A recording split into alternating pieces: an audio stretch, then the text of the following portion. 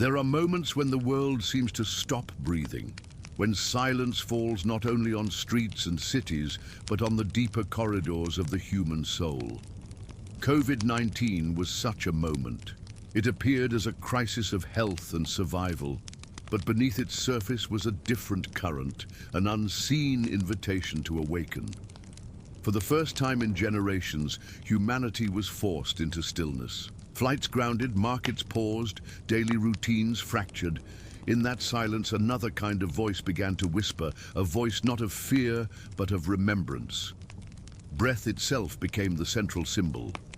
The illness touched the lungs, yet the lungs have always been the temple of spirit, the meeting place of inner and outer worlds. Every inhale became a reminder of the fragility of life. Every exhale, a reminder of surrender. In many ways, it was not just our bodies being tested, but our consciousness, our ability to see through illusions of permanence, control, and certainty. For those who dared to look beyond headlines, the pandemic revealed itself as more than a biological disruption.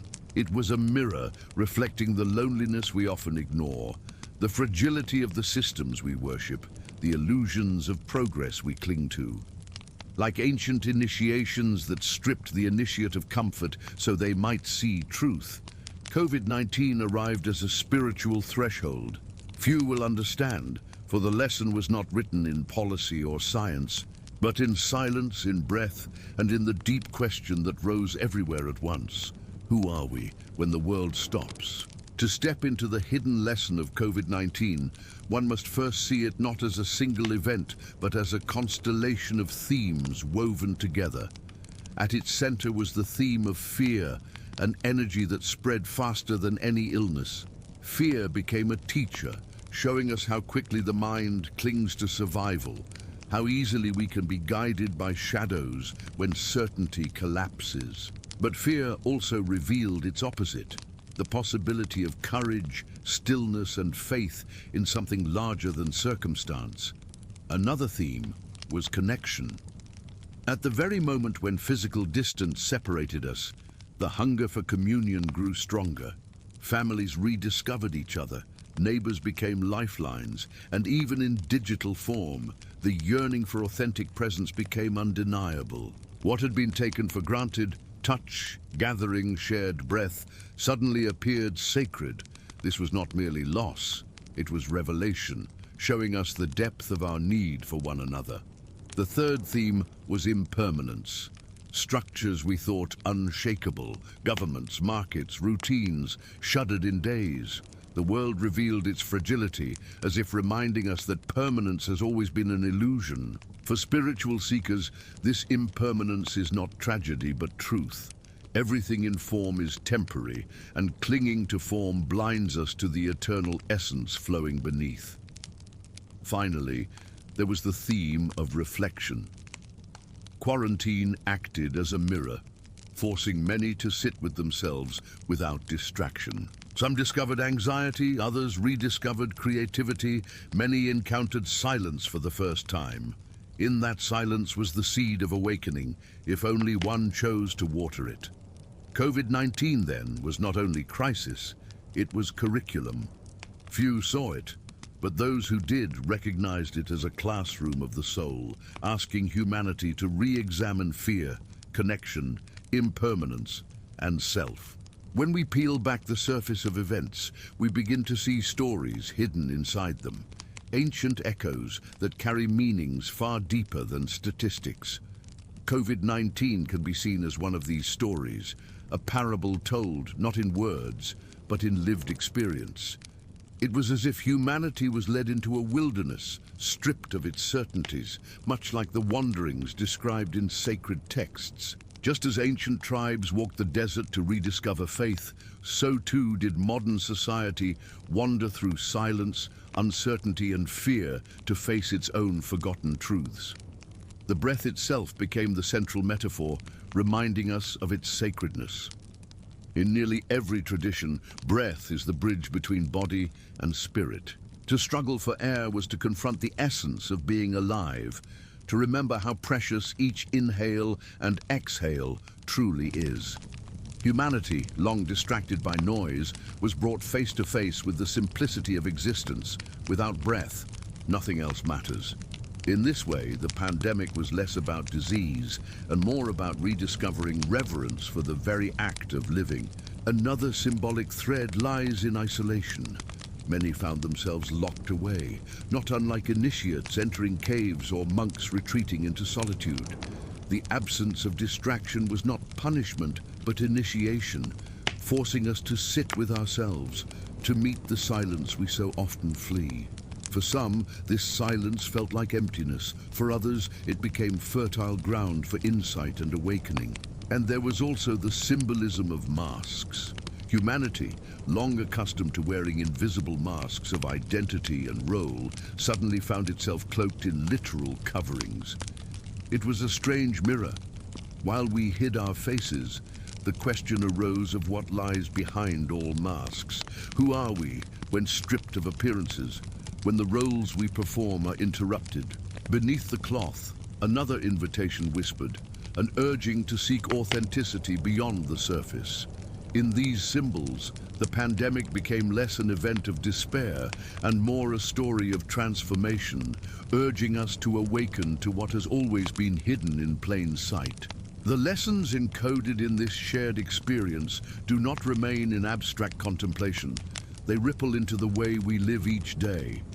If one listens, truly listens, the whispers of the pandemic can guide choices, relationships, and awareness. Life, once taken for granted, becomes a field of intentional presence. Each breath, each gesture, each encounter can be infused with conscious attention. The first practical implication is this: recognize the sacredness in the ordinary.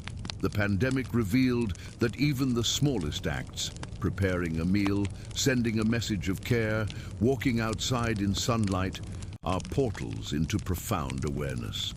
Another way these lessons manifest is in our relationship to fear. Fear, once a tyrant controlling decisions, can be transformed into awareness. By observing it without judgment, by feeling it as energy rather than truth, we can allow it to teach rather than dictate. COVID-19 made many of us face mortality, uncertainty, and fragility. But with mindful attention, that confrontation can become liberation. Fear then becomes a compass pointing toward what is most vital: connection, creativity, presence, and love. The pandemic also reshaped the way we relate to time and rhythm. Forced stillness revealed the illusion of constant motion. We were reminded that rushing, multitasking, and endless distraction are not the measures of value.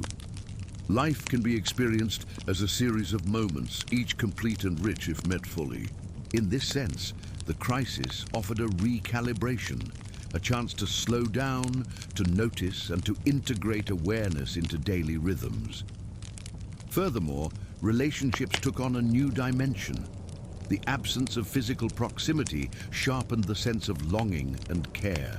Those who learned to communicate, to empathize, to nurture emotional presence, discovered a deeper layer of intimacy than mere proximity can provide. The pandemic was, in effect, an exercise in refining human connection, not only with others, but with ourselves. Finally, the lessons extend into the broader societal lens. The fragility of systems, the vulnerability of collective structures, reminds us to cultivate resilience within.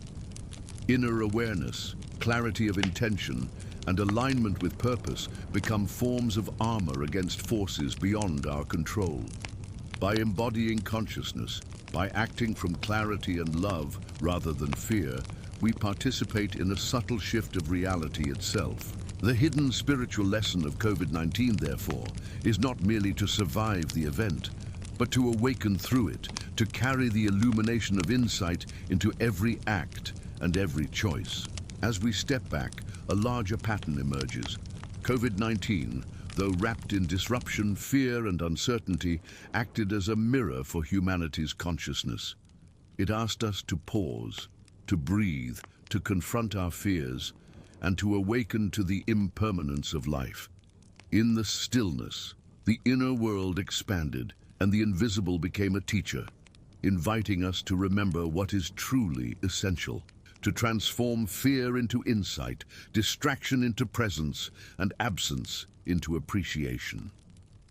Moments of isolation revealed hidden strengths, and the ordinary, the breath, the touch, the shared glance, became sacred.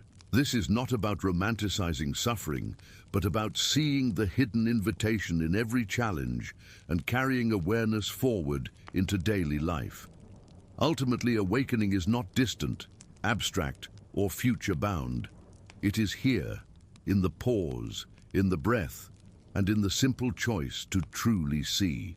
The pandemic may fade from headlines, but its lesson endures, waiting for those willing to reflect, reconnect, and live with conscious presence, shaping a more awake and compassionate existence for themselves and the world around them.